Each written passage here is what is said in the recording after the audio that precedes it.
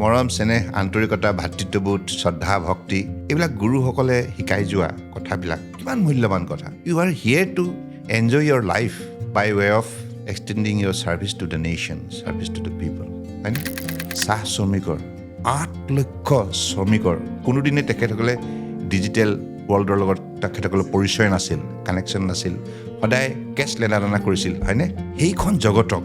আজি কেনেধৰণে শক্তিশালী এম্পাৱাৰ কৰিলে 8 লক্ষ শ্ৰমিকে আজি বেংকত তেখেতসকলে একাউণ্ট খুলিলে তেখেতসকলৰ নামত যিমানবিলাক চৰকাৰে আঁচনি লয় তাত ধাৰ্য কৰা ধন 100% তেখেতসকলৰ একাউণ্টত ডিবিটি যোগেদি জমা হৈ যায় এই ট্ৰান্সফৰ্মেশ্যন কংগ্ৰেছেতো 60 বছৰ চলালে এইবিলাক কথা ভাবিবই নোৱাৰিলে এই পৃথিৱীলৈ কিছুদিনৰ কাৰণে আহিছোঁ থকা দিনকেইটা যদি প্ৰভুৱেতো কৈছে যে এই পৃথিৱীলৈ আহিছা মানৱ সেৱা কৰা জীৱ জগতক সেৱা কৰা তুমি শ্ৰদ্ধা ভক্তিয়ে থাকা আৰু আমি কি হ'ল আগতে মোৰ এতিয়াও মনত আছে স্কুলৰ শ্ৰেণী কোঠাত থাকিব লাগি গৈ পেলাই দিনজান ডিফেন্সৰ হলত গৈ পেলাই নুন চুচ চাই আছে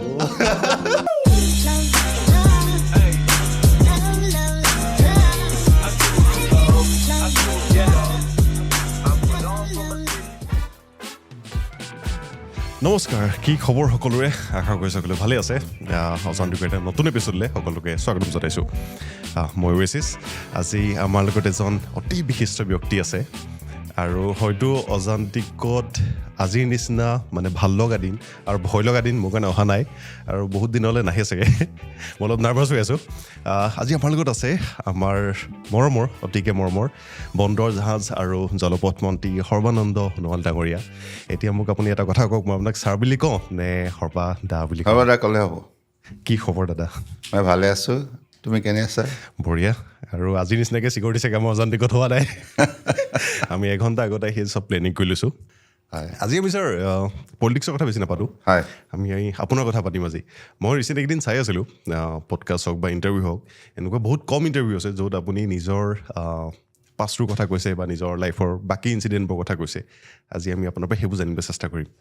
মই এতিয়া একদম আমি ষ্টাৰ্টিঙলৈ যাওঁ আপুনি মুলুক গাঁৱত ডাঙৰ দীঘল হৈছিলে ঠিক আছে তাৰ বিষয়ে আমি অকণমান জানিব পাৰিম নি মই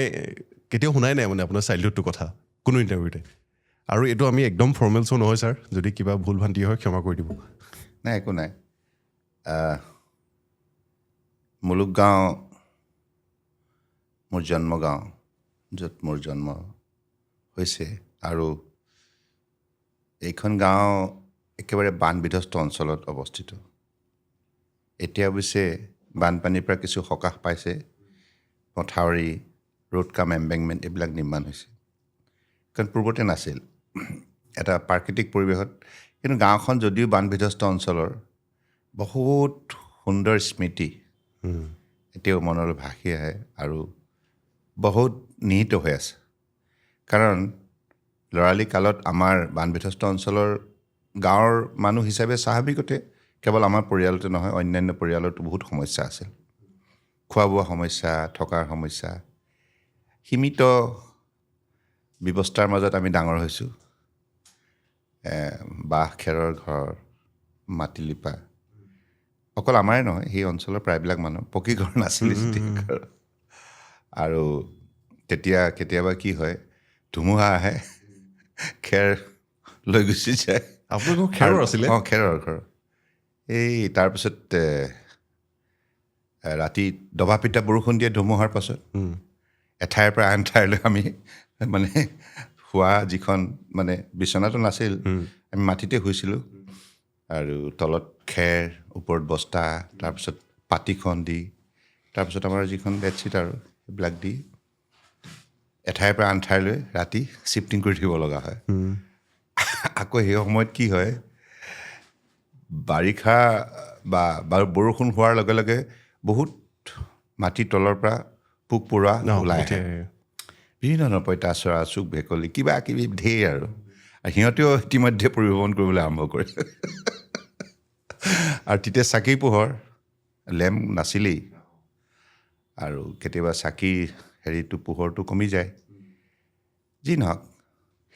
তাৰ মাজত ডাঙৰ দীঘল হ'লেও কিন্তু মই সেই স্মৃতিটো মোৰ জীৱনৰ সোণালী স্মৃতি বুলি মই গণ্য কৰোঁ খুব ভাল লাগে এতিয়া ভাবিলোঁ আজি তাৰিখত হৈছোঁ গুৰু কৃপাত অসমৰ ৰাইজে বহুতখিনি মোক আগুৱাই দিলে কিন্তু প্ৰকৃতাৰ্থত আমাৰ আই পিতাই যিটো আদৰ্শ বা যিটো মূল্যবোধৰ আমাক শিক্ষা দিছিল, নীতি শিক্ষা দিছিল, সেই শিক্ষাবিলাকে জীৱনত বহুত কামত আহিছে। আৰু আজিৰ তাৰিখতো মই আই কোৱা সেই কথাবিলাক কেতিয়াবা পিতাইও গালি দিছিল, কিন্তু গালিৰ মাজতে যিবিলাক শব্দ বাক্য নিগৰি আহিছিল সেইবিলাক এতিয়াও মই ভাবোঁ যে বিশ্ববিদ্যালয় বা কলেজীয়া শিক্ষাটো মই সেইবিলাক পোৱা নাই। ইমান আমাৰ জীৱনৰ কাৰণে দৰকাৰী। তেতিয়া ভাল লগা নাছিল গালিবিলাক, পাছত বুজি পোৱা হয় বস্তু। পাছত যিমান মেচিয়ৰ হ'লোঁ সিমানে এতিয়া বেছি বুজি পাইছোঁ যে কিমান মূল্যৱান কথা ক'লে। সেইকাৰণে আইৰ কোলাত পোৱা শিক্ষাবিলাক মই জীৱনৰ শ্ৰেষ্ঠ শিক্ষা বুলি গণ্য কৰোঁ। গম পাইছোঁ। আপুনি এতিয়াও যোৱা হয়নে? যাওঁ মলুক গাঁৱত মই প্ৰতি 1 জানুৱাৰী তাৰিখে মই মলুক গাঁৱত যামেই।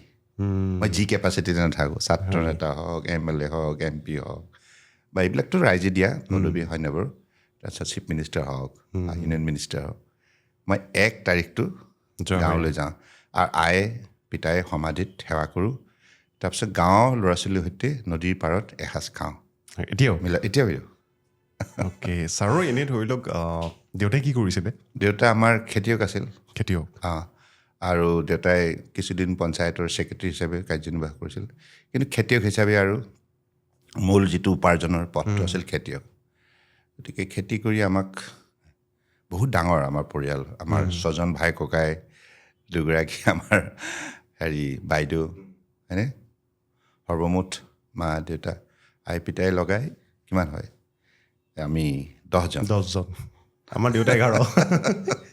এনেই যেতিয়া ধৰি লওক ঘৰ এখনত কৃষ্ণৰ জন্ম হয়, এতিয়া দেউতাক হিচাপে কিন্তু বাসুদেৱে যেনেকৈ অলপ ছেক্ৰিফাইচ কৰিবলগীয়া হৈছিলে, আপোনাৰ দেউতাই অলপ আপোনাৰ যিটো মানে আপুনি পথ লৈছিলে পলিটিকেল, সৰুৰ পৰাই ধৰি লওক এটা সময়তো এইম কৰিছিলে আপুনি,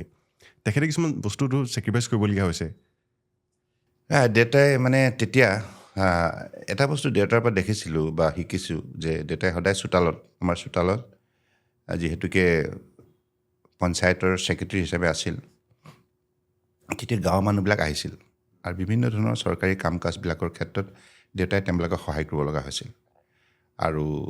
সেই ক্ষেত্ৰত মানে বিভিন্ন জাতি জনগোষ্ঠীয়ে তাত বসবাস কৰা সেই অঞ্চল, বিন্ধ্যাকটা মলুক গাঁও, সেই অঞ্চলটোত তেতিয়া দেউতাই মানে তেখেতসকলক যিবিলাক কথা কৈ থাকে, আৰু কেতিয়াবা গাঁৱত 2টা পৰিয়ালৰ মাজত যদি খণ্ডযুদ্ধ হয়, কাজিয়া পেচাল হয়, কিবা মাটিৰ কাৰণে বিবাদো হয়, কেতিয়াবা কাৰোবাৰ ঘৰৰ গৰু গৈ পেলাই কাৰোবাৰ কঠীয়া খালে সেইটো বিবাদ হয়, সেই মীমাংসাৰ কাৰণে দেউতা ওচৰলৈ আহে, 2টা পাৰ্টীয়ে। দেউতাই সিহঁতক বুজনি দিয়ে, কাজিয়া পেচাল নকৰিবি, এইবিলাক কাজিয়া পেচাল কৰিলে কি হ'ব, মিলাপ্ৰীতি থাক, আৰু কিবা যদি ক্ষতিপূৰণ দিব লগা হৈছে, তোমাৰ গৰুটোৱে এওঁৰ কঠীয়া খাইছে, যিমানখিনি খালে তুমি মিলাই মেলি ঠিক কৰি লোৱা, একেলগেই জীয়াই থাকিব লাগিব। দেউতাৰ এই কথাবিলাক ৰাইজে খুব মানি লৈছিল। আৰু মোৰ দেউতাৰ এই কথাবিলাক পাছলৈ মোৰ জীৱনত ভাবিলোঁ ইমান ধুনীয়া কথা কৈছিল, তেতিয়া ধৰক ইমান বাছি বুজি পোৱা নাছিলোঁ। যাই কি নহওক, এনেকুৱা বহুত ধৰণৰ মানে ঘটনা আছে যিবিলাক কথা মোৰ পলিটিকেল কেৰিয়াৰটো বহুত সহায় কৰিছে। এইবিলাক কথাই কাৰণ ৰাজনীতি কৰিলেও সমাজ এখনৰ লগত মিলাপ্ৰীতি থকা, আৰু কিছুমান কথা দেউতাই পিতাই শিকাইছিল, মানে যে কি কয়, মানে সহ্য কৰিব লাগে, ধৈৰ্য ধৰিব লাগে, কোনোবাই যদি গালি শপনি পাৰেও অলপ মানে সহ্য কৰিব লাগে আৰু ধৈৰ্য ধৰিব লাগে। এইবিলাক কথা মানে নহ'লে কি হয়, নহ'লে কোনোবা এজনে কিবা এটা ক'লে লগে লগে ময়ো তাতকৈ ডাংকোপ মাৰি পেলাই ময়ো দুগুণ মানে খঙেৰে মানে তাক প্ৰত্যুত্তৰ দিলোঁ, আৰু কাজিয়াখন বাঢ়ি গৈ থাকিব, হয়নে? এই কথাবিলাক অত্যন্ত জীৱনৰ বাটত এই সহায়ক হিচাপে আজিও এটা গুৰুত্বপূৰ্ণ ভূমিকা পালন কৰি আহিছে। গতিকে তেনেধৰণে আমি ডাঙৰ হৈছিলোঁ। আৰু গাঁৱততো জানেই, স্কুল ছুটি হোৱাৰ লগে লগে গৈ পেলাই বিলত গৈ পেলাই সাঁতোৰা মেলা। তাত মানে বিল মানে কি আৰু খাৰ বন, তাত শেৱালি বন, কিবা কিবি এনেকুৱা ধৰণৰ দল চল থাকে, মেটেকা থাকে, তাতে গৈ জোকো থাকে। আমাৰ তাতেই আনন্দ আছিল। তাৰমানে গৈ পেলাই স্কুল যেতিয়া 2টা বজাত ছুটি হ'ল, লগে লগে আমি গোটেইকেইজন আমাৰ লগৰ ল'ৰাকেইজনক ক'লোঁ যে ব'লা হেৰিলৈ যাওঁ, বিললৈ যাওঁ, সাঁতুৰিব লাগে। সেইবিলাকেই খুব সুন্দৰ স্মৃতি এতিয়াও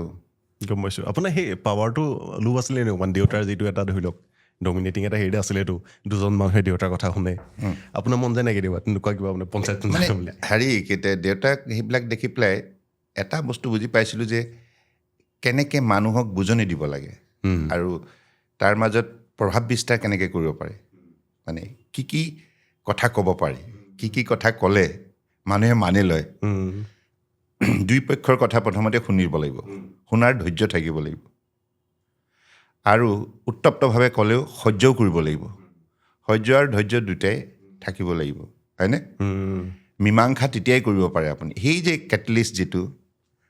আপুনি কিন্তু গম নোপোৱাকৈ অকণমান শিক্ষা পাই আছিলোঁ আৰু তেতিয়া কি হ'ল আমাৰ ঘৰলৈ এতিয়া মোৰ মনত আছে তেতিয়া সেই সময়ৰ MLA আছিল উপেন সনাতন চাবুৱাৰ তাৰপিছত সেই সময়ত APCCৰ প্ৰেচিডেণ্ট আছিল ললিত দলে সংসদ হয়নে তেনেধৰণৰ মানুহবিলাক আহিছিল মানে গাঁৱলৈ সাধাৰণতে আহে গোলাপ বৰবৰা ডাঙৰীয়া আহিছিল আহি পেলাই গাঁৱৰ ছেক্ৰেটেৰী ঘৰতে সোমায় আৰু চোতালতে আমাৰতো বেলেগ ব্যৱস্থা নাই তাতেই হেৰি এনেকুৱা মুঢ়া বেতৰ চকী আনি পেলাই তাতে বহে বাহিৰতে বাঁহ এজোপা আছিলে তাতে চাহ তাহ খাই পেলাই কথা বতৰা পাতি কয় যে এই দেউতাক কয় তুমি মানুহখিনি গোটাই দিয়াচোন তোমাৰ গাঁৱৰ মানুহখিনি এই ওচৰৰ গাঁৱৰ মানুহখিনি মুখীয়া কেইজনক মাতি দিয়াচোন মাতি পেলাই আৰু তাতে বহি পেলাই কথাবিলাক তেহঁতৰ কৈ পেলাই সৰুতে দায়িত্ব লৈ লৈছিলে আপুনি ধৰি লওক যদি সেইটো বস্তুত লাহে লাহে অলপ ইণ্টাৰেষ্ট আহিছিলে আপুনি ইউনিভাৰ্চিটিত পঢ়িবলৈ কিয় গ'ল নহয় মই পলিটিক্স কৰিম বুলি জীৱনত ভবা নাই সঁচানে সঁচা মই কেতিয়াও ভবা নাই জীৱনত মোৰ জীৱনত ইচ্ছা আছিল ব্ৰিগেডিয়াৰ হোৱা হয় নেকি আৰ্মিৰ ব্ৰিগেডিয়াৰ হোৱা মই সদায় কৈ থাকোঁ মোৰ পিতাইকো কওঁ যে মই ভাবিছিলোঁ আৰু আমাৰ পেহী এগৰাকী আছে বৰ মৰম কৰে আমাক পিঠা চিঠা বনাই খুৱায় অত্যন্ত আদৰ সাদৰ কৰে মৰম কৰে আৰু পেহীকো কওঁ মই কিন্তু আৰ্মি যাব বিচাৰোঁ কাৰণ কিহৰ কাৰণে মই ল'ৰালি কালৰ পৰাই ইণ্ডিয়ান আৰ্মিক দেখিছোঁ আমাৰ দিনজান য'ত আছে মানে দিনজান আৰ্মি কেণ্টনমেণ্ট এতিয়া 2nd মাউণ্টেইন ডিভিজন তাৰ দাঁতিতে আমাৰ গাঁওখন আৰু আৰ্মিবিলাকে ৰাতিপুৱা 4:30 বজাতে উঠি পেলাই ৰোড মাৰ্চ কৰে মোমাই তামুলী বৰবৰা ৰোড 1000 আৰ্মি একদম ইউনিফৰ্মত বন্দুক বাৰুদ লৈ পেলাই যেনেধৰণে ৰোড মাৰ্চ কৰে সেই দৃশ্যটো দেখি আৰু তেখেতসকলৰ আটাইতকৈ ধুনীয়া ইউনিফৰ্মটো হৈছে ব্ৰিগেডিয়াৰজনে ইয়াতকৈ বহুত ষ্টাৰ থাকে ৰঙা ষ্ট্ৰিপ থাকে এইবিলাক দেখি পেলাই আৰু ইমান সুন্দৰ পাৰ্চনেলিটি মই পিতাইক কওঁ পিতাই মই সেইজন হ'ব বিচাৰোঁ আপুনি ইউনিভাৰ্চিটি যোৱালৈকে সেইটো এম আছিলে নে সেইটো আছিলে সেইটো কাৰণে আপুনি হয়তো নেখেলিলে ন আপুনি তাতো GS নাই খেলা নাই খেলা নাই মই মানে কি আৰু ইউনিভাৰ্চিটিত মই ইউনিটৰ প্ৰেচিডেণ্ট আছিলোঁ ইউনিভাৰ্চিটিৰ পৰাই মই সদৌ অসম ছাত্ৰ সন্থাৰ কেন্দ্ৰীয় সমিতিৰ সদস্য হিচাপে কাৰ্যনিৰ্বাহ কৰিছিলোঁ কিন্তু মনৰ ভিতৰত সেইটো সদায় খেলি আছিলে মই কেতিয়াও ভবা নাই যে মই পলিটিক্সত আহিম গম পাইছোঁ পলিটিক্সত অহাৰ কোনো পৰিকল্পনা লৈ পেলাই অহা নাই মই ছাত্ৰ সংগঠন কৰিছোঁ তাৰপাছত আৰু আহিলোঁ আহি পেলাই বিশিষ্ট ৰাজনীতিক নেতাবিলাককো পালোঁ আৰু মানুহবিলাকে ক'বলৈ আৰম্ভ কৰিলে তুমি দেখোন যাব পাৰা তাৰপিছত আৰু সদৌ অসম ছাত্ৰ সন্থাৰ মোৰ কাৰ্যকাল আৰম্ভ হ'ল দীৰ্ঘদিন ধৰি থাকিলে 99লৈকে মই আছোঁ তাতে সদৌ অসম ছাত্ৰ সন্থা বিভিন্ন কেপাচিটিত তাৰপিছত আৰু সদৌ অসম ছাত্ৰ সন্থা মঞ্চখনত থাকোঁতেই সমগ্ৰ অসমৰ সমাজখনক পালোঁ আৰু বিভিন্ন উজনি নামনি বৰাক ব্ৰহ্মপুত্ৰ আৰু লগতে গোটেই উত্তৰ পূৰ্বাঞ্চলৰ 7খন ৰাজ্যৰ ছাত্ৰ নেতাসকলকো পালোঁ আৰু এই পদবীত থাকোঁতেই মই ৰাষ্ট্ৰীয় পৰ্যায়ৰ প্ৰধানমন্ত্ৰীৰ পৰা আৰম্ভ কৰি বিভিন্নগৰাকী মানে হেৰিক পাইছোঁ কি কয় নেতাক পাইছোঁ তেনেধৰণে সান্নিধ্যত আহিলোঁ লাহে লাহে কথা বতৰাবিলাক বেছিকৈ সেই দিশত বেছিকৈ কথা বতৰাবিলাক আৰম্ভ হ'ল গম পাইছোঁ বুজিছেনে গম পাইছোঁ মই এতিয়া আপোনাক ইউনিভাৰ্চিটি আপুনি PNGB হোষ্টেলত আছিলে নিব কেনেবাকৈ নাই হোষ্টেলত নাই মই বাহিৰত আছিলোঁ বাহিৰত আছিলোঁ অ'কে মোক মানে বৰ্মানন্দ সোণোৱাল তেখেতৰ লগত মোৰ বহুত ক্ল'জ আছিলে মই তাতে পঢ়িছিলোঁ এই আমাতকৈ জুনিয়ৰ হয় ন তেখেতে এটা কথা কৈছিলে মোক কিন্তু আপুনি আছে বুলি কৈছিলে মাজে মাজে হোষ্টেলত গৈ থাকোঁ হয় নি বন্ধু বান্ধৱবিলাক আছে নহয় অ'কে মোক এটা ষ্টৰি এটা কওকচোন মোৰ জানিবলৈ মন আছে সেইটো সময়ত বোলে হোষ্টেলত যেতিয়া ভাত চাত বনাই থৈ দিয়ে আগফালে যে এখন গাঁও আছিলে মানে গাঁও বোলে ল'ৰা ট্ৰাকত আহি বোলে খানা চানা খাই থৈ গৈছে সেইবিলাক বহুত ঘটনা এতিয়া ক'লে মানে বস্তুটো বেয়া হ'ব মই যিটো কেপাচিটিত আছোঁ আৰু এইবিলাক হৈছিল আৰু এইবিলাক মানে কেনেকুৱা যে ঘটনাবিলাক হৈছিল নিশাৰ ভাগত এটাও ক'ব নোৱাৰি নেকি মানে নিশাৰ ভাগত এটাই কথা কওঁ আমি গোটেই ইউনিভাৰ্চিটি হোষ্টেল ত্যাগ কৰি পেলাই গৈ পেলাই ৰেজিষ্ট্ৰাৰৰ ঘৰৰ আমি হেৰিত মানে কি কয় ড্ৰয়িং ৰুমত ফ্ল'ৰত শুব লগা হৈছিল কৈছিলে মানে অলপ নিৰাপত্তাহীনতাৰ এটা বাতাবৰণ সৃষ্টি হৈছিল সঁচা কথা এইটো এতিয়া সেইদিন নাই আৰু এতিয়া মানুহবিলাক চব মানে সম্পূৰ্ণ সলনি হ'ল আৰু এতিয়া আৰু ইউনিভাৰ্চিটিখনত খুব ভাল পৰিৱেশ চৌদিশে স্থানীয় ৰাইজেও ইউনিভাৰ্চিটিখনক মৰম চেনেহ কৰি এতিয়া ইউনিভাৰ্চিটিখন আগবাঢ়ি যোৱাৰ ক্ষেত্ৰত সহায় কৰিছে সেইটো বহুত দিনৰ কথা তেতিয়াতো আৰু বিভিন্ন ধৰণৰ মতাদৰ্শৰ মানুহবিলাক আছিল নহয় ইফালে আমি আঞ্চলিকতাবাদ সেইফালে মানে নেশ্যনেল কংগ্ৰেছ হয়নে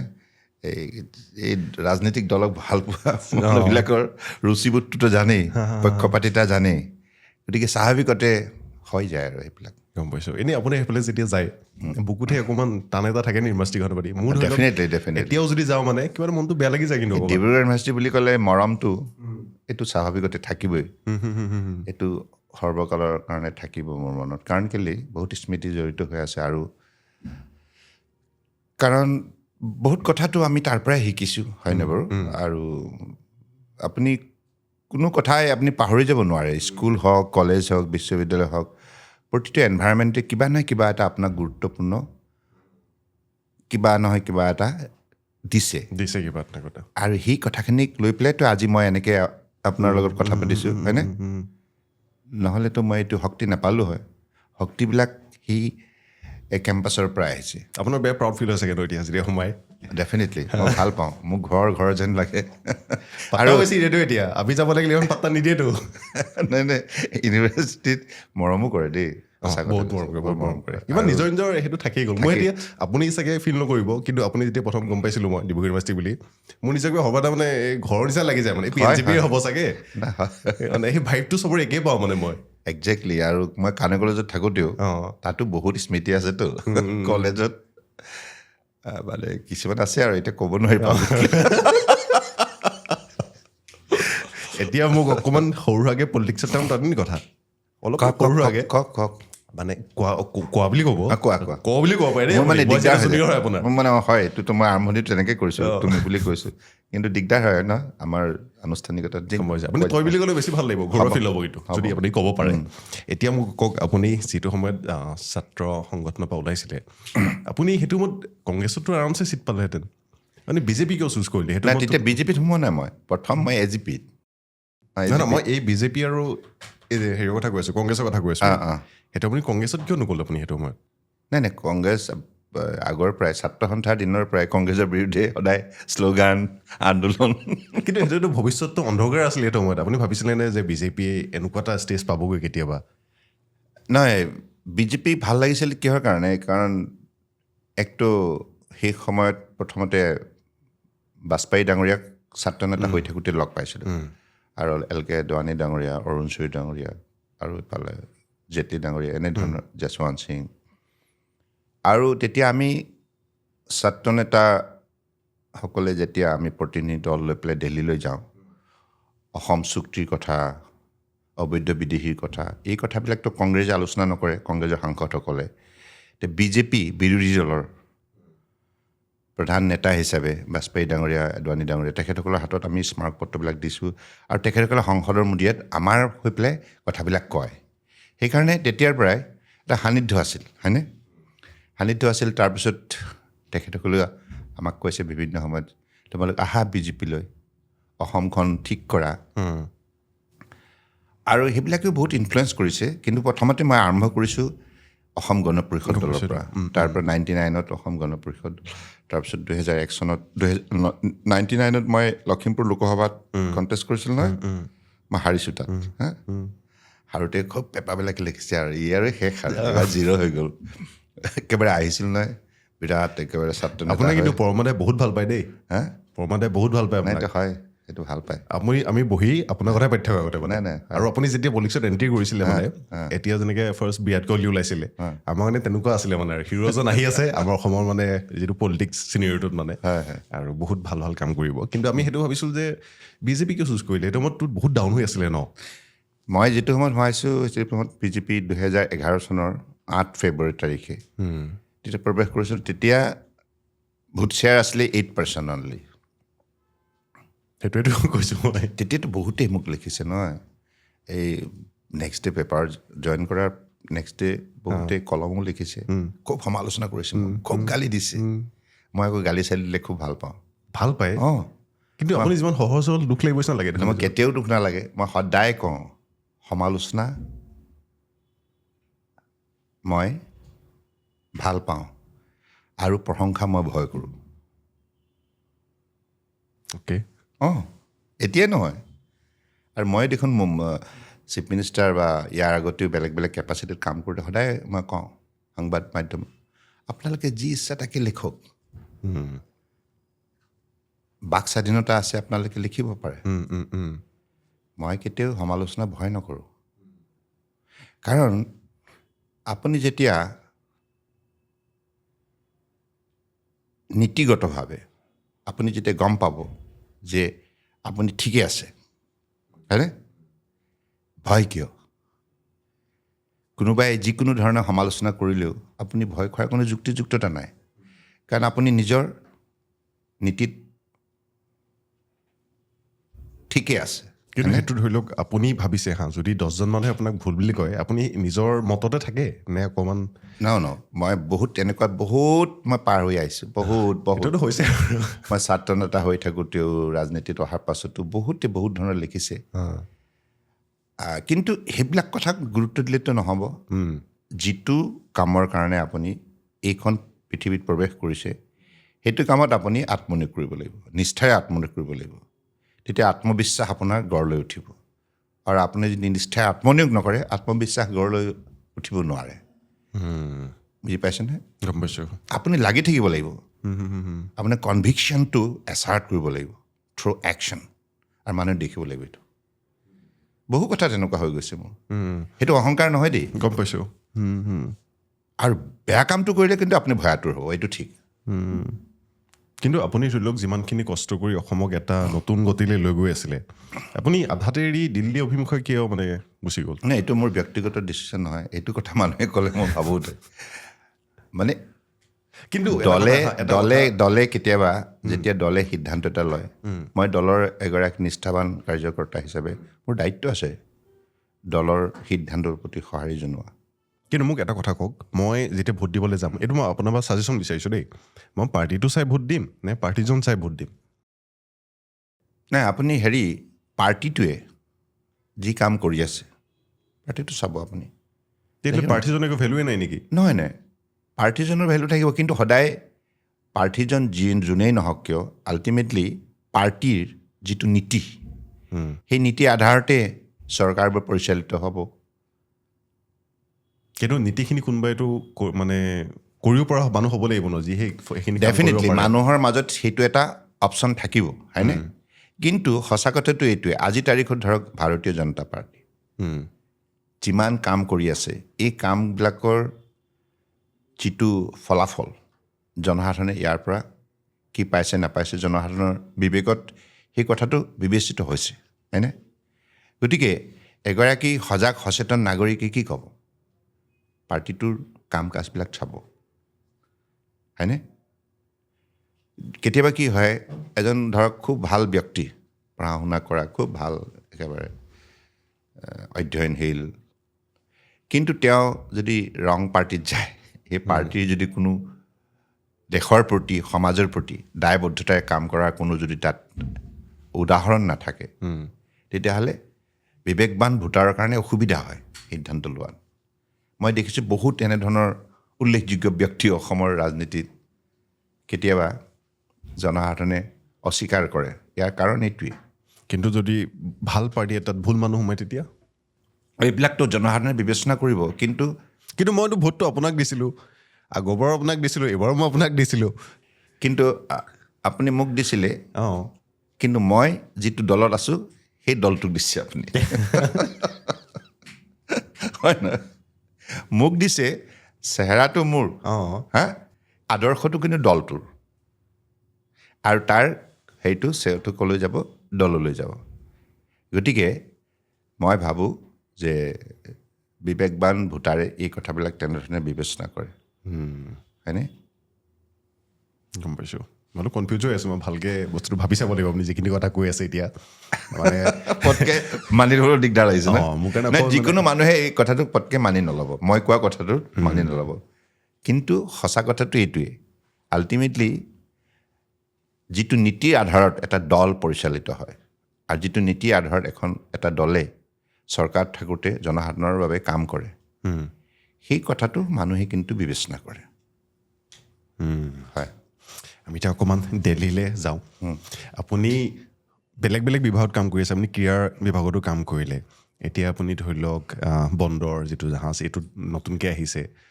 মোৰ জাষ্ট এনেই জানিবলৈ মন আছিলে ধৰি লওক আপুনিতো এইটো বিভাগত একো পঢ়া নাই ঠিক আছে আপুনি গোটেই দেশ এখনৰ ভাৰ আপোনাৰ ওপৰতে সেই ডিপাৰ্টমেণ্টটো তো ইমান কম সময়ত আপোনালোকে গৈ কেনেকৈ এডপ্ট কৰে সেই বস্তুটো আৰু নে আপোনাৰ টীম লগত এনেকুৱা বহুত ডাঙৰ টীম থাকে য'ত অকল আপুনি চহীটো মাৰি দিব লাগে না এইটো শিকাৰ আগ্ৰহ থাকিব লাগিব আপুনি ভাবক যে মুলুকগাঁও ডিব্ৰু নদী বৰহোলা কচুডুব এইবিলাক হৈছে আমাৰ তাতে ৱাটাৰ বডি বিল থাকে নহয় এইখন মানে কচুডুব বুলি এটা বিল এখন আছে হ'ল তাৰপিছত এইফালে বৰহোলা গৈ পেলাই এখন বিল আছে আমাৰ ঘৰৰ ওচৰতে ইমিডিয়েটলি আমি তাত গৈ পেলাই স্কুলৰ দুপৰীয়া ক্লাছ শেষ হোৱাৰ লগে লগে তাত সাঁতুৰিবলৈ যাওঁ মাছ ধৰিবলৈ যাওঁ তাৰপিছত কাষত আছে অলপ দূৰত আছে ডিব্ৰু নদী ঠিক আছে আমি তাত আৰম্ভণিতে কি দেখিছোঁ তাত ভোৰ দেখিছোঁ ভোৰ ডাঙৰ ডাঙৰ ভোৰ থাকে কলৰ ডাঙৰ ডাঙৰ কাগজ মানে কাটি পেলাই মই বনাব জানো বনাব জানো আমিও জানো তাৰ বাঁহ সোমোৱাই পেলাই ভোৰ বনোৱা হয় আচ্ছা বানপানীৰ সময়ত আমি আৰু সেই ল'ৰাবিলাকে গোটেই তাতে ভোৰত অহা যোৱা কৰোঁ গতিকে আপুনি ভাবি লওক যে ভোৰৰ পৰা জাহাজলৈ journey started from so' that part to those part গতিকে তাতে গৈ পেলাই যেতিয়া এইটো এটা নতুন ছাবজেক্ট মোৰ কাৰণে কাৰণ মই ব্ৰহ্মপুত্ৰ দেখিছোঁ মহাবাহু ইয়াত ফেৰী দেখিছোঁ তাতকৈ ডাঙৰ মই পৰ্যায়লৈকে যোৱা নাই কেতিয়াও গতিকে এইটো এটা মোৰ কাৰণে ডাঙৰ চেলেঞ্জ আৰু শিকাৰ কাৰণে এটা গল্ডেন অপৰচুনিটি মই শিকিবই লাগিব পৃথিৱীততো আপুনি শিকিবই লাগিব কাৰণ বহুত কথা আমি নাজানো এতিয়াও নাজানো বহুত কথা জানিবলৈ বাকী আছে যেতিয়া নতুন ছাবজেক্ট এটা আপোনাক দিয়া হয় তেতিয়া আপোনাৰ মনৰ ভিতৰত এটা কৌতূহল সৃষ্টি হয় হয়নে যে এইটো কি এইটো কেনেকৈ আৰম্ভ কৰিব লাগিব ক'ৰ পৰা আৰম্ভ কৰিব লাগিব আৰু ইয়াৰ ফাংচনিংটো কি পৰ্ট শ্বিপিং ৱাটাৰৱেজ তিনিটা বিভাগ আৰু ইয়াৰ ফাংচনিংটো কি এক্টিভিটি কি এই মন্ত্ৰালয় কেনেকৈ পৰিচালিত হয় এই মন্ত্ৰালয়টোৰ লক্ষ্য উদ্দেশ্য কি ইয়াক ভাৰত চৰকাৰে কিয় গঢ় দিছিল এই গোটেই কথাবিলাক এটা এটাকৈ জানিবৰ বাবে আপুনি বাধ্য জানিবই লাগিব নহ'লেতো আপুনি হাউচত কিমান অপদস্থ হ'ব হয়নে কিমান বিজ্ঞ লোক থাকে সাংসদ হিচাপে ৰাজ্যসভা লোকসভাত তাততো বিভিন্ন ধৰণৰ প্ৰশ্ন অৱতাৰণা হ'ব সেই প্ৰশ্নৰ উত্তৰ দিব লাগিব প্ৰশ্নৰ উত্তৰ দিবৰ কাৰণে প্ৰস্তুতিৰ প্ৰয়োজন একাগ্ৰতাৰ প্ৰয়োজন আৰু যিসকল অভিজ্ঞপুষ্ট লোক আছে তেখেতসকলৰ পৰা কথাটো জানিব লাগিব শিকিব লাগিব তেনেকৈ উই হেভ ষ্টাৰ্টেড আৰু গুৰুৰ কৃপাত এতিয়ালৈকে চলি আছে মই আপোনাৰ ৰিচেণ্ট এটা ইণ্টাৰভিউ চাইছিলোঁ তাত আপোনাৰ এটা বস্তু খুব আহি আছিলে C2A পৰ্ট বুলি আপুনি ম্যানমাৰত এটা পৰ্ট আপুনি বনাই আছে য'ত প্ৰায় 12,000 কোটি টকা ইনভেষ্ট কৰা হৈছে আৰু মই চিয়'ৰ নহয় দেই কিন্তু 2025ত মে বি 74,000 কোটি টকা অসমলৈ আহিছিলে নেকি কেন্দ্ৰীয় চৰকাৰে অনুমোদন কৰিছিলে নেকি মই ChatGPT তেনেকুৱাত ক'ৰবাত পাইছিলোঁ চাগে নাই সেইটো তথ্যটো বোধহয় হেৰি হ'ল ভুল হ'ব পাৰে কিন্তু 12,000 কোটিটোতো এইটো হয় C2A পৰ্টটো একচুৱেলি ইয়াৰ গোটেই পৰ্টৰ লগত কানেক্টেড ৰোড আছে ৰোডটো মানে একেবাৰে ম্যানমাৰৰ পৰা আহি পেলাই আইজলত কানেক্ট হ'ব হয়নে গতিকে এইটো কালাদান প্ৰজেক্ট বোলে মাল্টি মডেল এতিয়া গতিকে সেই প্ৰজেক্টটো ইণ্ডিয়া ম্যানমাৰ ফ্ৰেণ্ডশ্বিপ প্ৰজেক্ট বুলি কোৱা হয় দুখন ৰাষ্ট্ৰৰ মাজত বন্ধুত্বৰ ভিত্তিত সেই পৰ্টটো গঢ় লৈ উঠিছে আৰু সেই পৰ্টটোৰ নিৰ্মাণ কৰাৰ দায়িত্ব আছে ভাৰতবৰ্ষৰ external affairs ministry external affairs মিনিষ্ট্ৰীৰ যিহেতুকে পৰ্ট বনোৱাৰ অভিজ্ঞতা নাই আমাৰ হাতত আছে তাৰ এক্সপাৰ্টিজটো সেইকাৰণে তেখেতসকলে আমাক দিলে আৰু তেতিয়া আমি সেই চিটুৱে পৰ্টটো ডেভেলপ কৰিলোঁ তাৰ কাৰণে ড্ৰেজিং প্ৰয়োজন ড্ৰেজিং কৰা হ'ল তাৰপিছত তাৰ পৰ্টৰ কাৰণে যিমানবিলাক টাৰ্মিনেল বনাব লগা আছে আৰু পৰ্টৰ যিবিলাক ক্ৰেইন ছেট কৰিব লগা আছে অৰ্থাৎ এটা পৰ্ট অপাৰেট কৰিবৰ কাৰণে যিমানখিনি লাগতিয়াল সা সুবিধাৰ প্ৰয়োজন সকলোবিলাক তাত কৰা হ'ল কৰাৰ পাছত 2023 মাননীয় প্ৰধানমন্ত্ৰী ডাঙৰীয়াৰ নিৰ্দেশত মই তালৈ গৈ পেলাই প্ৰথমখন কাৰ্গো শ্বিপ কেলকাতাৰ পৰা 1800 মেট্ৰিক টন চিমেণ্ট লৈ যোৱা কাৰ্গো শ্বিপখন মই তাতে ৰিচিভ কৰিলোঁ হয়নে 2023 পৰা আৰম্ভ হ'ল পৰ্টটোৰ কমাৰ্চিয়েল অপাৰেশ্যন বুলি কয় সেইটো তাৰপিছত এতিয়ালৈকে 2023 পৰা আজি 2025 সম্পূৰ্ণ হৈছে এইকেইদিনৰ ভিতৰতে প্ৰায় 250খন জাহাজ তালৈকে বিভিন্ন ধৰণৰ কাৰ্গো অনা নিয়া কৰিছে অ'কে তাৰ ধৰি লওক যিটো আমদানি সেইটো আমাৰ দেশে পাব নেকি কাৰণ 12,000 কোটি টকা আমাৰ ফালৰ পৰাতো ইনভেষ্ট কৰা নাই হৈছিলে আমাৰ পিনৰ পৰা ইনভেষ্ট কৰা কিছুমান মানে প্ৰজেক্ট কি হ'ল সেই প্ৰজেক্টটোৰ লক্ষ্য হৈছে কি আইজল অৰ্থাৎ উত্তৰ পূৰ্বাঞ্চলক কানেক্ট কৰা সেইটোৰ কাৰণে ৰাস্তা নিৰ্মাণ হৈ আছে সেই প্ৰজেক্টটো যেতিয়া ৰাস্তা সম্পূৰ্ণ হৈ যাব আইজলৰ লগত যেতিয়া কানেক্ট হ'ব তেতিয়া বৰ্তমান আইজলৰ পৰা দ্য কেপিটেল অফ মিজোৰাম তাৰ পৰা কেলকাতা আহোঁতে 1800 কিলোমিটাৰ দূৰ হয়নে ডিষ্টেঞ্চটো আৰু এইটো যেতিয়া কানেকশ্যন হৈ যাব তেতিয়াহ'লে ইয়াৰ দূৰত্ব হ'ব 1300 কিলোমিটাৰ 500 কিলোমিটাৰ কম হ'ব 500 কিলোমিটাৰ কম হোৱাৰ লগে লগে কিমান তেল কমি যাব কিমান ৰাস্তাত মানে কাৰ্গো ট্ৰান্সপৰ্টেশ্যন কষ্ট কমি যাব হয়নে গতিকে এই প্ৰজেক্টটোৱে আমাৰ আছিয়ান যিখিনি কাণ্ট্ৰিৰ লগত আমাৰ যিটো সম্বন্ধ আছে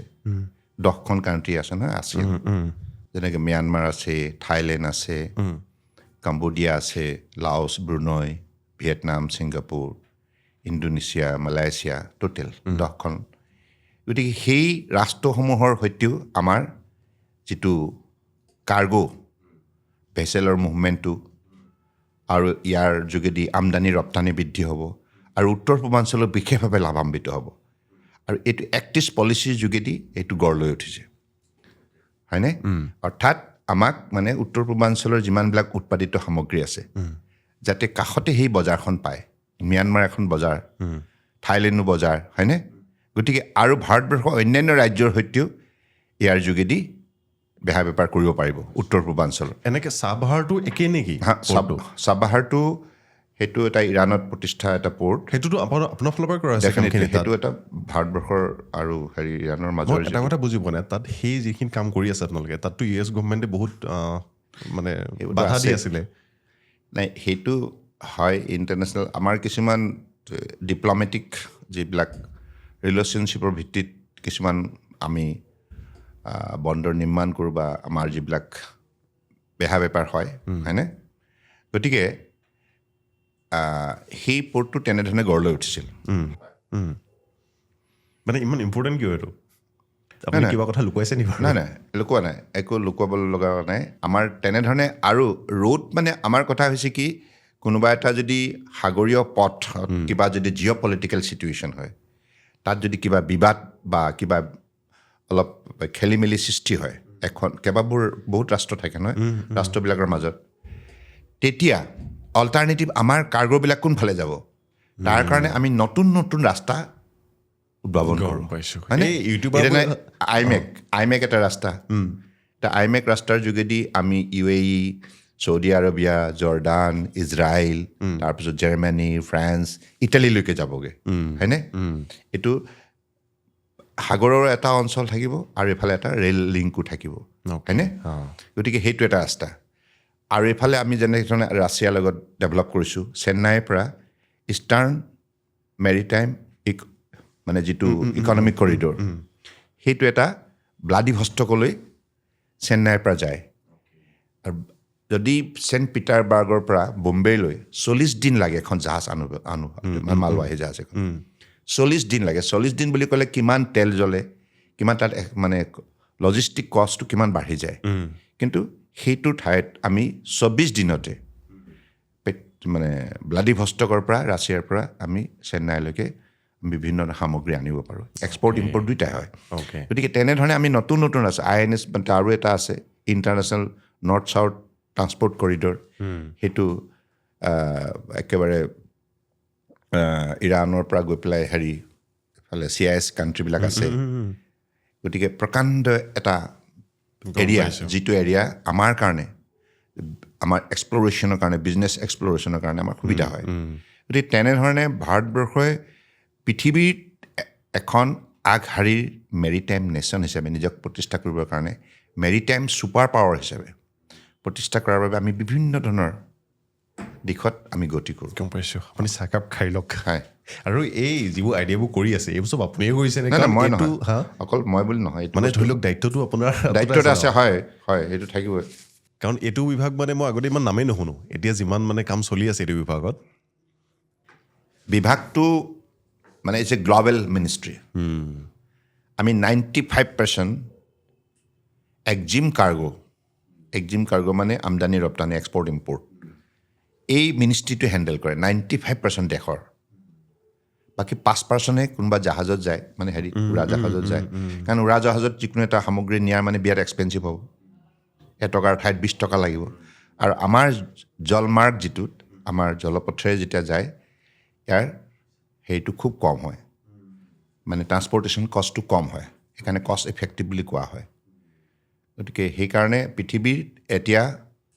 সকলো ৰাষ্ট্ৰই মানে মেৰিটাইম ভয়েচৰ যোগেদিহে তেখেতসকলৰ আমদানি ৰপ্তানিটো এইটো সঠিকভাৱে আগুৱাই নিয়ে সেইটোৱে হয় আমাৰ সেইদিনাখন কিবা নিউজ এটাত পাইছিলোঁ 90 বিলিয়ন এতিয়া আপোনাৰ নিজৰ কিবা জাহাজ বনাম নেকি আমাৰ ইণ্ডিয়াত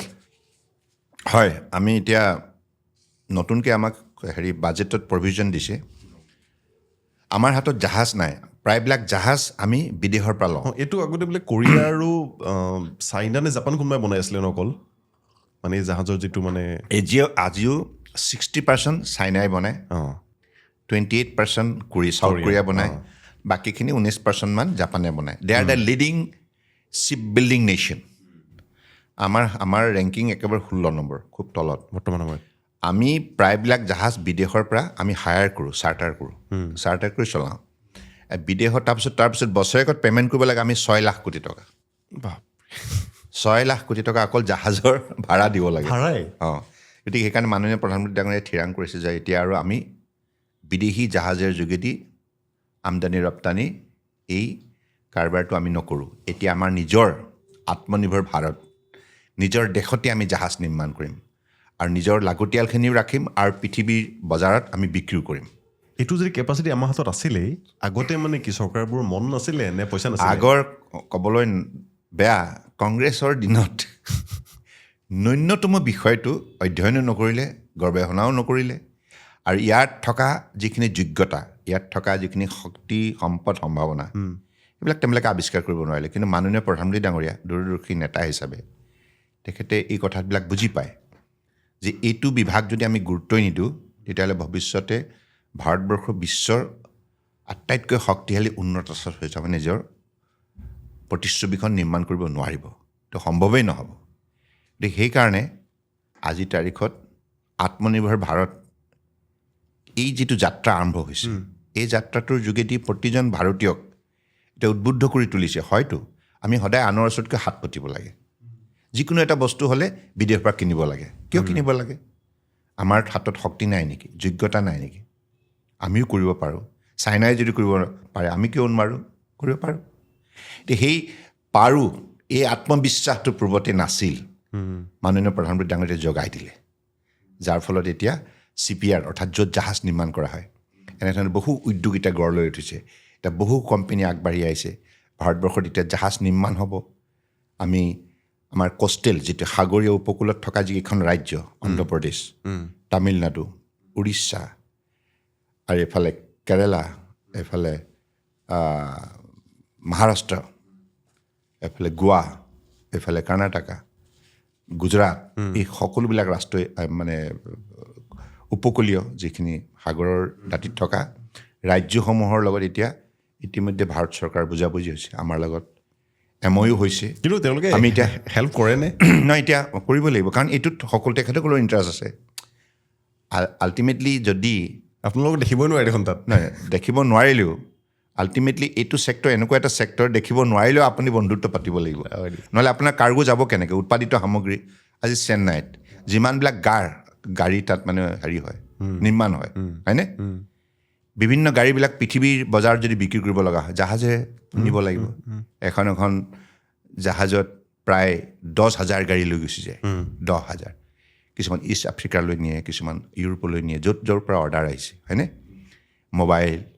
মানে অৰ্থাৎ মেনুফেকচাৰিং ইউনিট থকা প্ৰায়বিলাক ৰাজ্যৰ পৰা যদি নিব লগা হয় জাহাজ লাগিব এতিয়া জাহাজ আল্টিমেটলি যদি আমাৰ হাতত নাথাকে তে জাহাজৰ ভাড়া দিব লাগিব ভাড়া দিওঁতে দেখোন বহুত পইচা ওলাই গুচি যাব গতিকে সেইকাৰণে আমাৰ দেশত যদি জাহাজ নিৰ্মাণ হয় তেতিয়াহ'লে নিজৰ জাহাজ থাকিব স্বইচ্ছাৰে আপুনি বিজনেছ কৰিব পাৰিব এমাৰ্জেঞ্চি সময়ত ধৰক কেতিয়াবা পৃথিৱীৰ বুকুত সাংঘাতিক ধৰণৰ সংকট কিবা এটা হ'ল ঘটনা ফৰেইন কাণ্ট্ৰিবিলাকে যদি হঠাৎ জাহাজবিলাক উইড্ৰ কৰি দিয়ে ভাৰতবৰ্ষ কিমান দুৰ্বল হৈ যায় অত্যাৱশ্যকীয় সামগ্ৰী যিখিনি আমাৰ কাৰণে এচেঞ্চিয়েল যিখিনি আমাৰ দেশত নহয় বাহিৰৰ পৰা আমি আনো সেইখিনি আনিব নোৱাৰিম দেশৰ সামগ্ৰীবিলাকো বিদেশৰ বজাৰত বিক্ৰী কৰিব নোৱাৰিম আমি কিমান দুৰ্বল হৈ যাম নিষ্ক্ৰিয় হৈ যাম গতিকে মাননীয় প্ৰধানমন্ত্ৰী ডাঙৰীয়াই সেইকাৰণে থিৰাং কৰিছে যে 2047 ভিতৰত আমি শ্বিপ বিল্ডিং নেশ্যন হিচাপে আমি প্ৰতিষ্ঠা লাভ কৰিব লাগিব আৰু পৃথিৱীৰ টপ 5 শ্বিপ বিল্ডিং নেশ্যন হিচাপে ভাৰতবৰ্ষই নিজৰ ছবি নিৰ্মাণ কৰিব লাগিব এইটো দৰকাৰী আছিলে মানে আৰু আপোনাৰ বিল চিল পাছ হৈ গ'ল ন এইটো কাৰণে পাছ হৈ গৈছে কি মানে বহুত আগতে এনেকুৱা কথা থাকে যে কৈ দিয়ে কিন্তু পাছত গৈ একো নহয় মানে নাই ইতিমধ্যে 70,000 crore যোৱাবাৰ এনাউন্স কৰি দিছে বাজেটত আৰু এইবাৰ আকৌ বাজেটৰ সেইটোতো শ্বিপ বিল্ডিঙৰ কাৰণে আকৌ জাহাজ নিৰ্মাণ কৰিবৰ কাৰণে যিখিনি যোগ্যতা সম্পন্ন ব্যক্তি দৰকাৰ মানৱ সম্পদৰ দৰকাৰ কোৱালিটি ৱৰ্কফ'ৰ্চ হয়নে কিছুমান ইকুইপমেণ্ট লাগে এখন জাহাজ নিৰ্মাণ কৰোঁতে ফৰ ইয়ৰ ইনফৰমেশ্যন মই জনাই দিওঁ 5,000 ভিন্ন ধৰণৰ ইকুইপমেণ্ট লাগে 5,000 আৰু এটা ইঞ্জিন নিৰ্মাণ কৰিবৰ কাৰণে এমনিয়া ইঞ্জিন 2,000 বেলেগ ছুপাৰ স্পেচিয়েলিটি ইকুইপমেণ্ট লাগে আমাৰ ওচৰত এভেইলেবল আছে নে সেইবোৰ নাই এতিয়া মানে সেইকাৰণেতো এতিয়া গোটেইখিনি ইক'চিষ্টেমটো ভাৰতবৰ্ষত গঢ় লৈ উঠিব গম পাইছোঁ আৰু সেইকাৰণে এগ্ৰেছিভলি গোটেই বিষয়টো লোৱা হৈছে আৰু লগতে কণ্টেইনাৰ যিবিলাক কণ্টেইনাৰ দেখিছে নহয় কণ্টেইনাৰবিলাক য'ত নেকি 20 টন 40 টন মানে সামগ্ৰী যায়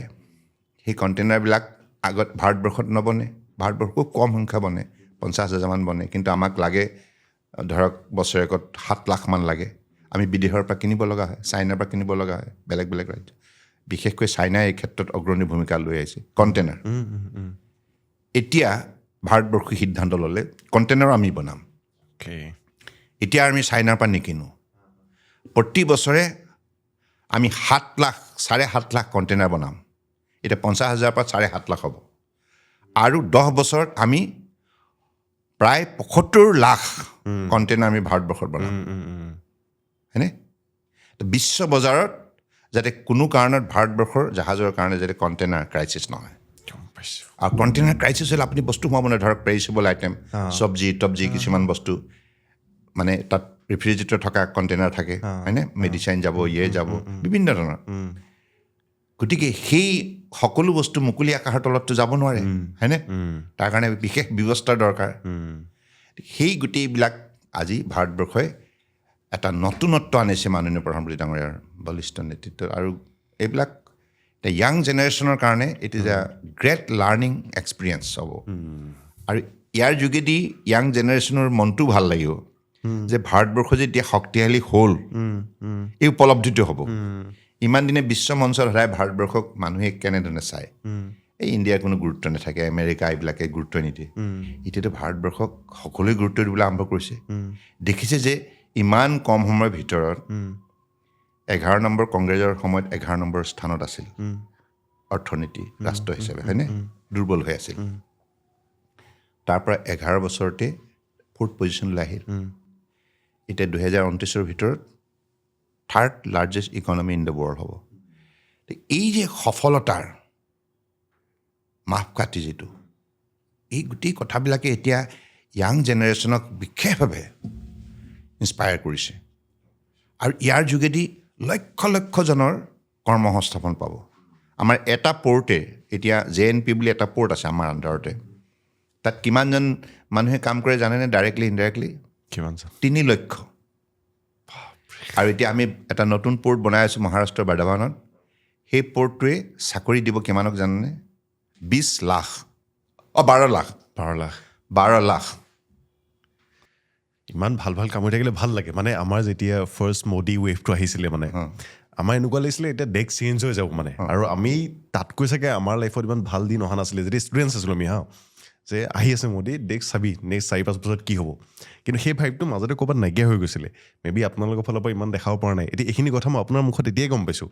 মই ক'ৰবাত নিউজ চেনেলত দেখা পাইছোঁ, ইমান মানে ভালকৈ গম পোৱা নাই। এনেকুৱা নিউজবোৰ থাকিলে আমাৰ মানে নতুন জেনেৰেশ্যনৰ মানুহখিনিও কাম কৰিবলৈ মন যায়। হয়। আৰু আমিওতো ভাৰতীয় হিচাপে আমিওতো ইউৰোপিয়ান হওক বা আমেৰিকান হওক, যেতিয়া চাইনা এইবিলাকে ডেভেলপ কাণ্ট্ৰিবিলাকৰ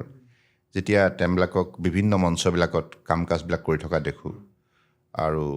বিশ্বৰ যিখিনি লিডিং নিউজ এজেঞ্চিয়ে যেনেধৰণে তেওঁবিলাকক গ্ল'ৰিফাই কৰে, হয়নে? আমিও ভাবতো বিচাৰোঁ যে ভাৰতবৰ্ষও সেই পজিশ্যনলৈ যাওক। আজি নৰেন্দ্ৰ মোদী ডাঙৰীয়াৰ নেতৃত্বত আজি ভাৰতবৰ্ষৰ কিমান ক্ষিপ্ৰ গতিৰে অগ্ৰগতি লাভ কৰিলে। আজি যিকোনো এজন ৰাষ্ট্ৰপ্ৰধানেই পৃথিৱীৰ যিমান উন্নত ৰাষ্ট্ৰ কিয় নহওক, ভাৰতবৰ্ষৰ প্ৰধানমন্ত্ৰীক অত্যন্ত শ্ৰদ্ধা সহকাৰে সম্বোধন কৰিব লগা হয় আৰু তেখেতৰ বক্তব্যক গুৰুত্ব সহকাৰে ল'ব লগা হয়। কাৰণ পৃথিৱীৰ বুকুত গুৰুত্বপূৰ্ণ সমস্যাৰ সমাধানৰ সূত্ৰ দিব পৰা এতিয়া ভাৰতবৰ্ষৰ হাতত শক্তি ইতিমধ্যে পৃথিৱীয়ে প্ৰত্যক্ষ কৰিছে। আপুনি যিখিনি কথা কৈছে একদম বুকুত হাত দি ক'ব পাৰিবনে যে তেখেতে একদম 100% সঁচাকৈ সিমানখিনি কাম কৰি আছে? কাৰণ নিউজত দেখোন আমি কেতিয়াবা অলপ নিগেটিভ বস্তু দেখা পাওঁ। কংগ্ৰেছৰ পৰা আপুনি সদায় নিগেটিভ পাব। ৰাহুল গান্ধী ডাঙৰীয়াই মই দেখিছোঁ যে প্ৰায় হতাশাগ্ৰস্তভাৱে সদায় যিকোনো কামক তেওঁ নিগেটিভলি মূল্যাংকন কৰে। কিন্তু তেওঁ যদি পজিটিভলি অলপো ভাবে তেতিয়া তাৰ প্ৰতিচ্ছবিখন দেখা পাব।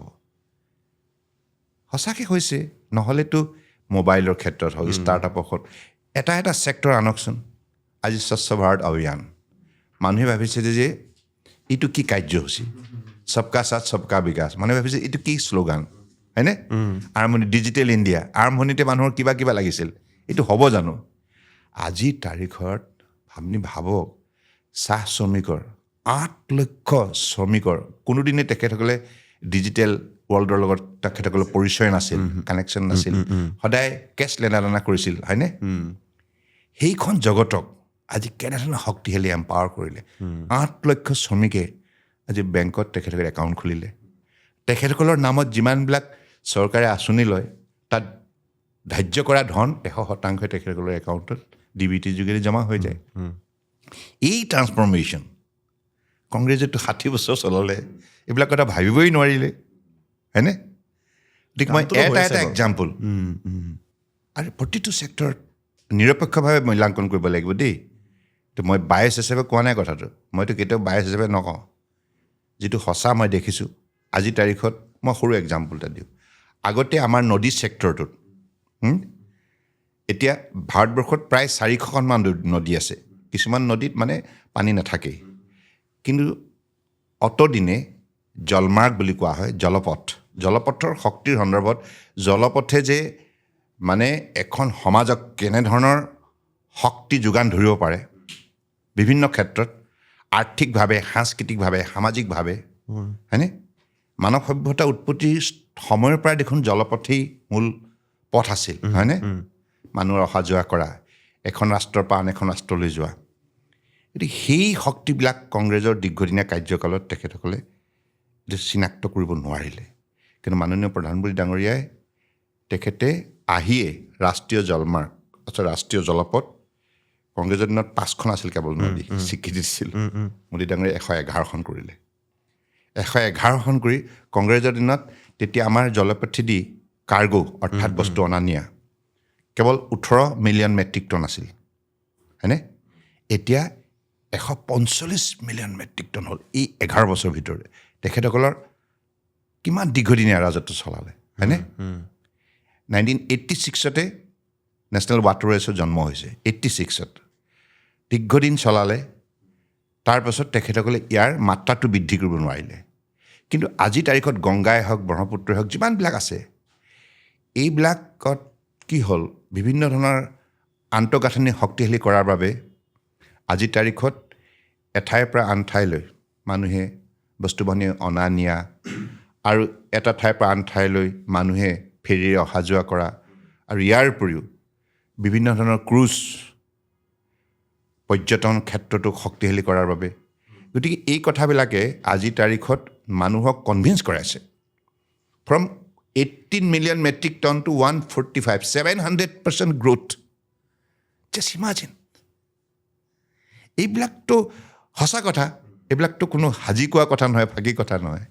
এইবিলাক কথা ক'লে মানে কংগ্ৰেছ অলপ ভয় মানে দুৰ্বল হৈ যায়, আমি কিয় নোৱাৰিলোঁ। সিহঁতে একচুৱেলি অনুতপ্ত হয়, নকয় কথাটো। একচুৱেলি তেখেতসকলে কৰিব লাগিছিল, বহুত সময় নষ্ট কৰিলে, হয়নে? গম পাইছোঁ। কিন্তু নিগেটিভ যেতিয়া নিউজবোৰ আহি থাকে মানে এতিয়া দেশৰ নাগৰিক হিচাপে আমাৰো বিচাৰোঁ ন দেশখন আৰু ফাষ্ট নিউ কিন্তু আপোনালোকে লিড লৈ আছে। এতিয়া যদি এনেকুৱাকৈ দেখুওৱা হয় যে মানে সৰ্বানন্দ ছাৰে ঘৰতে বহি থাকে, লাহে লাহে কাম কৰি থাকে, আমিনো কাৰ ভৰসাত কাম কৰিম? নাই এতিয়া মানুহেতো বুজি নাপায় নহয়। সেই বস্তুখিনি আপোনালোকৰ দেখুৱাটো দায়িত্ব নহয় নেকি? ডেফিনেট নাই, আমাৰতো ইতিমধ্যেই এইবিলাকতো দেখুৱাই থকা হৈছে, কিন্তু বিৰোধীৰ কিছুমানৰ ভাবিছে তেখেতসকলে ভাবে যে opposition has to oppose only, but opposition must be a to quality, responsibility and responsiveness, হয়নে? যিটো সঁচা সেইটোতো স্বীকাৰ কৰক, একচেপ্ট কৰিব লাগে। তোমালোকে নোৱাৰিলা 11 বছৰটো, if you compare with 55 years of Congress rule and if you compare 11 years of BJP rule, how can you compare? কিন্তু নেশ্যনেল মিডিয়াত ধৰি লওক আপোনাৰ গংগা নদী, যমুনা নদীক যিমান মানে কেয়াৰ কৰা হয়, আমাৰ ব্ৰহ্মপুত্ৰক লৈ নকৰে। ব্ৰহ্মপুত্ৰ এতিয়া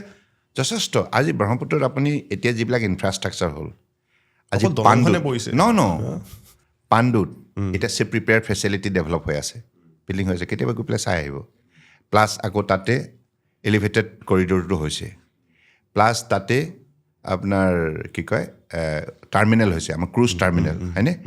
আৰু ডিব্ৰুগড় ঠিক টাৰ্মিনেল বনি আছে, আৰু মাল্টি মডেল লজিষ্টিক পাৰ্ক হৈছে যোগীঘোপা। এতিয়া এইটো ইণ্টাৰনেশ্যনেল ৰিভাৰ পৰ্ট হ'ল, এতিয়া ভূটানৰ কাৰ্গোবিলাক তাৰ পৰাই যায় ম্যানমাৰলৈ থ্ৰু বাংলাদেশ, হয়নে? গতিকে এতিয়া ব্ৰহ্মপুত্ৰ সেই আগৰ অৱস্থা নহয়। এতিয়া ব্ৰহ্মপুত্ৰই নতুনকৈ ক্ৰুজ পালে, নতুনকৈ ইনফ্ৰাষ্ট্ৰাকচাৰ পালে, আৰু নতুন এটা পৰিচয় পাইছে। ইয়াৰ ব্ৰহ্মপুত্ৰৰ দাঁতিতে 4টা লাইট হাউচ আৰু টাৰ্মিনেল এতিয়া বিশ্বনাথত, শিলঘাট, নিমাতী, গুইজান ইত্যাদি ইত্যাদিত এতিয়া টাৰ্মিনেল বনিব। গতিকে মেচিভ কাম হৈ আছে। কিন্তু এইবোৰ ডকুমেণ্টেশ্যন ইমান নাই, কিন্তু নাই ডকুমেণ্টেশ্যন আছে, পিন্ধাই দিওঁ নি? ডকুমেণ্টেশ্যন আছে, ডকুমেণ্টেশ্যন দেখাই থকা হৈছে। আপুনি কেতিয়াবা, মই আপোনাক কি ক'ম, আমাৰ মন্ত্ৰালয়ৰ যিখিনি মানুহ আছে ইয়াতে, তেখেতসকলকো মই আপোনাৰ লগত যোগাযোগ কৰিব ক'ম। এতিয়া মেৰিটাইম স্কিল এই ছেক্টৰত কাম কৰিবৰ কাৰণে আমাৰ মানে যুৱ শক্তিয়ে কি গুণৰ অধিকাৰী হ'ব লাগে, সেইকাৰণে মেৰিটাইম স্কিল চেণ্টাৰ ইতিমধ্যে ইয়াতে চলি আছে। আৰু ইয়াক এতিয়া চেণ্টাৰ অফ এক্সিলেঞ্চ হিচাপে প্ৰতি বছৰে 5,000 ষ্টুডেণ্টক উত্তৰ পূৰ্বাঞ্চল ইয়াত প্ৰশিক্ষণ দিয়া হ'ব, তাৰপিছত তেখেতসকলক চাকৰি নিয়োগ কৰা হ'ব। এনেকৈ অহা 10 বছৰ 50,000, অৰ্থাৎ সাগৰৰ পৰা বহুত দূৰত থকা উত্তৰ পূৰ্বাঞ্চলৰ যুৱক যুৱতীসকলকো এইটো ছেক্টৰত যাতে কৰ্মসংস্থাপন পায়, তাৰ কাৰণে তেখেতসকলক যোগ্যতা বৃদ্ধি কৰাৰ ইতিমধ্যে প্ৰক্ৰিয়া আৰম্ভ হৈ গৈছে। গতিকে এভৰিৱেৰ, আৰু এতিয়া শুনি পেলাই ভাল পাব, ধনশিৰি নদীখনৰ কি গুৰুত্ব আছিল, গুৰুত্বই নাছিল। এতিয়া সেই ধনশিৰি নদীৰ যোগেদি এতিয়া নুমলীগড় যে এক্সপানশ্যন আছে প্লানটো 29,000 কোটি টকা দি পেলাই 9 মিলিয়ন টনৰ, তাৰ কাৰণে যিখিনি over dimensional cargo, over weight cargo বুলি কয়, যিটো ট্ৰাকত আহিব নোৱাৰে, সেইটো আমাৰ জাহাজেদি আনিছোঁ আমি। এতিয়ালৈকে 23টা কনচাইনমেণ্ট ধনশিৰি নদীখন আমি ড্ৰেজিং কৰি পেলাই ব্ৰহ্মপুত্ৰদি আনি তাতে তেখেতসকলক অৰ্পণ কৰিছোঁ।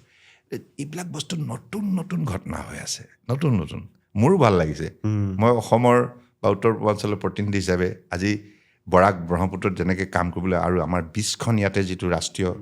জলপথ আছে তাতো কাম কৰাৰ যিটো সুযোগ পাইছোঁ, আৰু বিশেষকৈ মাননীয় প্ৰধানমন্ত্ৰী ডাঙৰীয়াই উত্তৰ পূৰ্বাঞ্চলটো ক্ষিপ্ৰভাৱে উন্নয়নৰ দিশত আগুৱাই যোৱাটো বিচাৰে, আৰু সেইকাৰণে তেখেতে একদম মানে অন্তৰ খুলি সহযোগিতা কৰিছে, মানে দিল খুলি পেলাই যে কয়, মানে কোনো কৃপণালি কৰা নাই। তেখেতে সদায় কয় গ' এহেড। আমি বহুত আশাবাদী কিন্তু দেই আপোনালোকসকলক লৈ। নতুন চাম যি আছে কিন্তু মোক এটা কথা কওক ইমানখিনি টেনশ্যন লৈ চুলিকেইডাল কেনেকৈ আছে আপোনাৰ কি চুলিকেইডাল অৰিজিনেল হয় নাই আপোনাৰ এইখিনি অৰিজিনেল নালাগে নেকি যিমান টেনশ্যন আপুনি অকণমান আধ্যাত্মিকতাৰ দিশতো আছে নে অকণমান অলপ চলপ মই পলিটিক্সটো সদায় সমাজ সেৱা কৰাৰ এটা বিষয় হিচাপে লওঁ হয়নে আৰু ইয়াত সকলো থাকিব লাগে সমাজ বুলি ক'লে মানে বিভিন্ন ৰুচিবোধৰ মানুহ থাকে হয়নে আপুনি কেৱল গোড়ামী বা একেবাৰে ভিণ্ডিকটিভ এটা মাইণ্ডছেট লৈ পেলাই ৰাজনীতি কৰাটো মই পচন্দ নকৰোঁ মানে সমাজখনে বিচাৰে আপুনি ৰিলেক্স হৈ থাকক সমাজখনে মিলি কাম কৰিব লাগিব সমাজখন উগ্ৰ হৈ থাকিলে কামো নহয় ন ভাল কাম নহয় মৰম চেনেহ হয়নে মৰম চেনেহ আন্তৰিকতা ভাতৃত্ববোধ শ্ৰদ্ধা ভক্তি এইবিলাক গুৰুসকলে শিকাই যোৱা কথাবিলাক কিমান মূল্যৱান কথা you are here to enjoy your life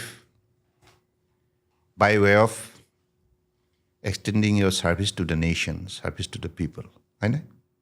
আপুনি সমাজ সেৱা দেশ সেৱা আৰু আপোনাৰ যিটো প্ৰফেশ্যন সেইটো প্ৰফেশ্যনৰ যোগেদি আপুনি এনজয় কৰক লাইফটো যদি আপুনি অনবৰতে মানে গোড়ামী দেখুৱাই থাকে বা একেবাৰে গুমুঠা হৈ থাকে তেনে সমাজখনক আনন্দিত কৰিব পাৰিব নে নিজে আনন্দিত হ'ব মই আপোনাৰ মুখত এষাৰ কথা শুনিম বুলি ভবা নাছিলোঁ কিন্তু আপোনাৰ মুখত শুনিম বুলি ভবা নাছিলোঁ কিন্তু আপোনালোকৰ মানে এইটো আপোনাৰ নিজৰ আদৰ্শ নে আপোনাৰ পাৰ্টীৰ আদৰ্শ নাই মই শুনক চব মানুহৰ নিজস্ব এটা হেৰি আছে কিন্তু মই জীৱনত কোনোদিনে মোক দেখিছে জানো মই নাই দেখা আই অলৱেজ মোৰ নামেই সৰ্বানন্দ হা মই সৰ্বানন্দৰ কাৰণে আই পিতাই যিটো নাম দিছে মই ভাবোঁ যে সেই নামটোৰ প্ৰাসংগিকতা মোৰ আচৰণত প্ৰকাশ পাইছে নে কি কয় হয়নে আপোনাৰ মুখখন দেখিয়ে লাগে আনন্দ এই পৃথিৱীলৈ কিছুদিনৰ কাৰণে আহিছোঁ থকা দিনকেইটা যদি প্ৰভুৱেতো কৈছে যে এই পৃথিৱীলৈ আহিছা মানৱ সেৱা কৰা জীৱ জগতক সেৱা কৰা তুমি শ্ৰদ্ধা ভক্তিৰে থাকা ডে টু ডে লাইফত কিবা এনেকুৱা কাম আছে নেকি যিটো আপোনাক মানে আপুনি কৰে যিটো কাৰণে ভাবে যে আপুনি অকণমান স্থিৰ হৈ থাকে মই সদায় ৰাতিপুৱা 1 ঘণ্টা সময় I give my time to my health yoga কৰোঁ এক্সাৰচাইজ কৰোঁ সেইটো একদম compulsory I will never compromise ৰাতি 1 বজাত হ'লেও মই 4টা বজাত উঠি হ'লেও আপুনি কিমান দেৰি হয় ৰাতি 3 ঘণ্টামান হয় 3-4 ৰেগুলাৰ মই এনেই কথা এটা কওকচোন মই এনেই শুনো দেই এই ডাঙৰ যিবোৰ মন্ত্ৰী এম এল এ থাকে বোলে কিবা স্পেচিয়েল পিল খায় বোলে নাই সেইবিলাক নাই নহ'লে 2-3 ঘণ্টা মানুহ শুই কেনেকৈ জীয়াই থাকিব আৰু আপোনালোকেতো মই এতিয়া দেখিছোঁ আপুনি তাত মিটিং কৰিলে ইয়ালৈ আহিলে ইয়াৰ পাছত আকৌ ক'ৰবালৈ যাব এইটো পচিবল হয় জানো নৰ্মেল মানুহজনৰ কাৰণে নহয় নৰ্মেলেতো আমিতো নৰ্মেলে আছোঁ মই তাকেই ভাবোঁ আপোনাৰ ধৰি লওক যদি সোমাই আহিছে স্কিনখন ইমান গ্ল' কৰি আছে আপোনালোকে যিমান কষ্ট কৰে মানে শুকাই মেলি থাকিব লাগিছিলে ন মানুহবোৰ এই তেনেকৈ কিয় ভাবে মানে চাওক এটা কথা মানে কি আৰু দেহা থাকিলে বেয়া সেইটোতো হয় স্বাস্থ্যই ধন ডাকে কৈ গৈছে নহয় গতিকে যেতিয়ালৈকে আপুনি ফিট হৈ থাকে সুস্থ হৈ থাকে তেতিয়ালৈকে আপুনি সেৱা কৰিব পাৰিব নহ'লে আপুনি ভাবিলেও যদি অসুস্থ হৈ থাকে একো কৰিব নোৱাৰে সেইকাৰণে fit fresh energetic and beautiful very important গতিকে মানুহৰ মনটো সুন্দৰ কৰি ৰাখিব লাগিব মনটো আপোনাৰ যদি সুন্দৰ হয় আপুনি পৃথিৱীখন সদায় সুন্দৰ হিচাপে আৱিষ্কাৰ কৰিব আপোনাৰ মনটো যদি কদৰ্য হয় তেতিয়া পৃথিৱীত কোনো বস্তু বেয়া লাগে সমাজো বেয়া লাগিব ব্যক্তিৰ বেয়া লাগিব পৰিৱেশ বেয়া লাগিব you cannot enjoy your life সেইটো জীৱন হ'ব নোৱাৰেতো কেতিয়াও হ'ব নোৱাৰে বহুত ভাল লাগিছে আপোনাৰ এইখিনি কথা শুনি আমাৰ যথেষ্ট টাইম হৈ গৈছে আৰু শেষ কৰাৰ আগতে মই আপোনাক এটা কুৱেশ্যন দিবলৈ বিচাৰিছোঁ আপুনি ধৰি লওক ইমান দীঘল এটা পৰিক্ৰমা আহিলে ইমান দূৰ আপুনি যদি নিজৰ সেই 20 বছৰীয়া সৰ্বানন্দ সোণোৱালক লগ পায় এতিয়া কি এডভাইচ দিব তেখেতক যিটো আপুনি ফ'ল' নকৰিলে চাওক মই 20 বছৰ আগৰ সৰ্বানন্দক যদি লগ পাওঁ মই ক'ম তই বহুত ফাঁকি দিলি মানে কাম যিখিনি কৰিব লগা আছিলে সেইখিনি নকৰিলি আৰু আমি কি হ'ল আগতে মোৰ এতিয়াও মনত আছে স্কুলৰ শ্ৰেণী কোঠাত থাকিব লাগে গৈ পেলাই দিনজান ডিফেন্সৰ হলত গৈ পেলাই নুন চু চাই আছোঁ আপুনি আগতে পলাই পেলাই চিনেমা চাইছিলে চাইছোঁ বাপৰে চিনেমা কিমান চাইছোঁ আপুনি চাই জানো দেখাত নালাগে দেখোন ইমান চিৰিয়াছ মানুহজন চিনেমা চাব বহুত চাইছোঁ এতিয়া অৱশ্যে সময়টো কমি গ'ল এতিয়াতো চাব নোৱাৰি ৰাতি কেতিয়াবা অলপ খুলি পেলাই ভাল চিনেমা যেতিয়া তাৰ ক্ৰিটিচিজিমটো দেখোঁ লাষ্ট কোনখন চালে লাষ্টটো এইখন চাইছিলোঁ কি কয় এই মইতো অসমীয়া এইখনে চালোঁ জুবিন গাৰ্গৰ এই শেষৰ চিনেমাখন ৰৈ বিনালে তাৰপিছত অন্য চিনেমা এনেকৈ ধৰক যাব পৰা নাই কিন্তু ঘৰতে কেতিয়াবা টিভিত লগে চাই থাকে চাই থাকোঁ থেংক ইউ ছাৰ আমাক ইমানখিনি দাদা থেংক ইউ দাদা ইমানখিনি আমাক সময় দিয়াৰ কাৰণে আৰু আমাৰ শেষ কৰাৰ আগতে আমাৰ ৰাইজক কিবা ক'বলৈ বিচাৰিব নেকি যিসকলে অজান্তিক চাই আছে তেওঁলোকৰ কাৰণে এটা ডাঙৰ ছাৰপ্ৰাইজ হয় আজি মই অজান্তিকৰ যিসকল পৰম শ্ৰদ্ধাৰ দৰ্শক মণ্ডলী আছে মই সকলোকে মোৰ আন্তৰিক শুভেচ্ছা জনাইছোঁ আৰু মোৰ কথা বতৰাবিলাকত কিবা যদি ত্ৰুটি বিচ্যুতি পায় আঙুলিয়াই দিব দেই একেবাৰে ঘৰুৱা হিচাপে কৈছোঁ আৰু মই এই অজান্তিকলৈ আহিছোঁ একেবাৰে মুকলি মন লৈ পেলাই আৰু মই খোলা খুলিকৈ কথাবিলাক কৈছোঁ আৰু মই আপোনালোকৰ আশীৰ্বাদ বিচাৰোঁ আৰু এই অজান্তিক যিটো পডকাষ্টৰ যিটো চেনেল হয় এইটোক আপোনালোকে আৰু অধিক উৎসাহিত কৰিব হয়নে কাৰণ আমি সমাজখনক সেৱা কৰিবৰ কাৰণে সকলোৱে প্ৰতিজ্ঞাবদ্ধ বা দায়বদ্ধ সেই দৃষ্টিভংগীৰে এখেতসকলে আৰম্ভ কৰিছে মই শুভেচ্ছা জনাইছোঁ থেংক ইউ ছাৰ মই আশা কৰিছোঁ আপোনালোকে আজি এপিছডটো চাই ভাল পালে অজান্তিকে মজিয়াত আকৌ এটা নতুন এপিছডৰ সৈতে অতি সোনকালে লগ পাই আছোঁ তেতিয়ালৈকে চাগে ভালে থাকক গুড নাইট শুভৰাত্ৰি